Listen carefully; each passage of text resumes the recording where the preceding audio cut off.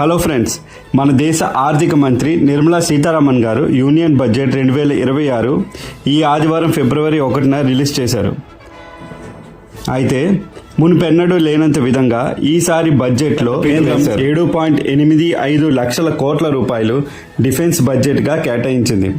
ఇంత భారీ defence budget release వెనుక కారణాలు ఆపరేషన్ సింధూర్, పాకిస్తాన్ నుంచి ఎదురయ్యే టెర్రర్ అటాక్స్, జియోపాలిటిక్స్ మరియు చైనా దూకుడుతనాన్ని దృష్టిలో పెట్టుకొని ఇవ్వడం జరిగింది.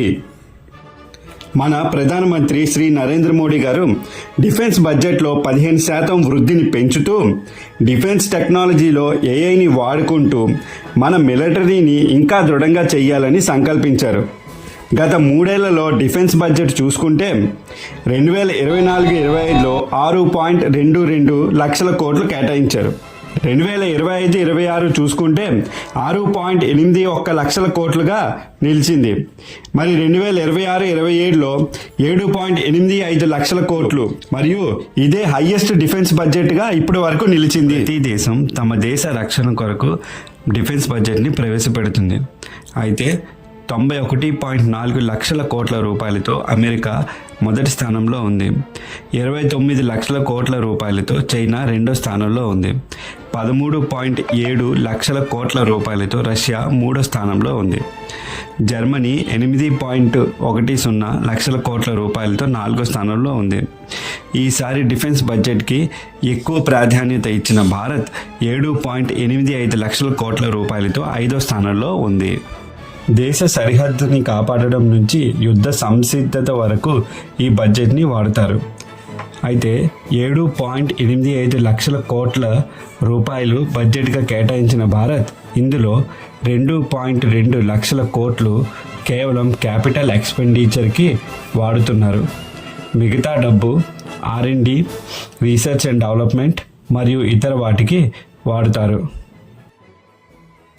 క్యాపిటల్ ఎక్స్పెండిచర్ లేదా కెపెక్స్ అనేది కొత్త వెపన్స్ కొనుగోలు, కొత్త ఎయిర్ క్రాఫ్ట్స్, కొత్త ట్యాంక్స్, సబ్మెరైన్స్, కొత్త సర్వేలియన్స్ సిస్టమ్కు ఖర్చు పెట్టే డబ్బులు.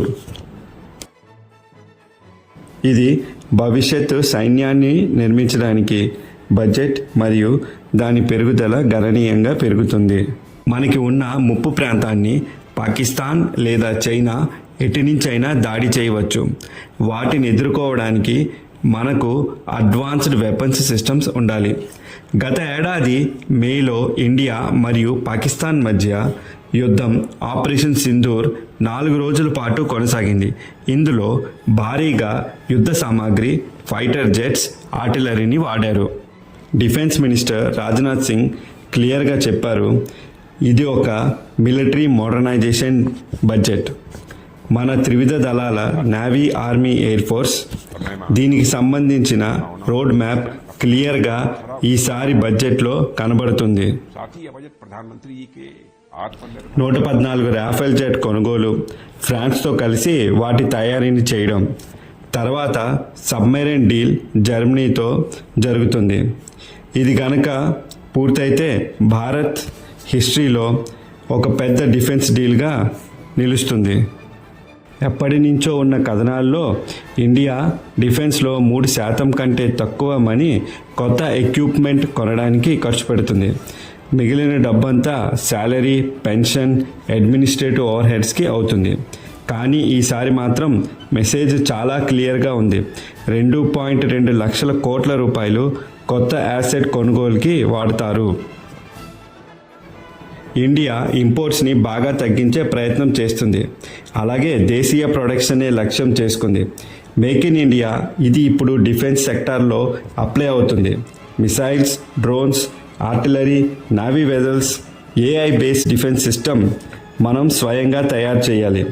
అప్పుడే ఇండియా ఇతర దేశాల టెక్నాలజీ మీద తక్కువ ఆధారపడుతూ దేశీయ ప్రొడక్షన్, టెక్నాలజీ, డిజైన్, టెస్టింగ్లో DRDO, మిదాని, HAL వంటి డిఫెన్స్ యూనిట్స్ ద్వారా మేక్ ఇన్ ఇండియా సాధించగలదు.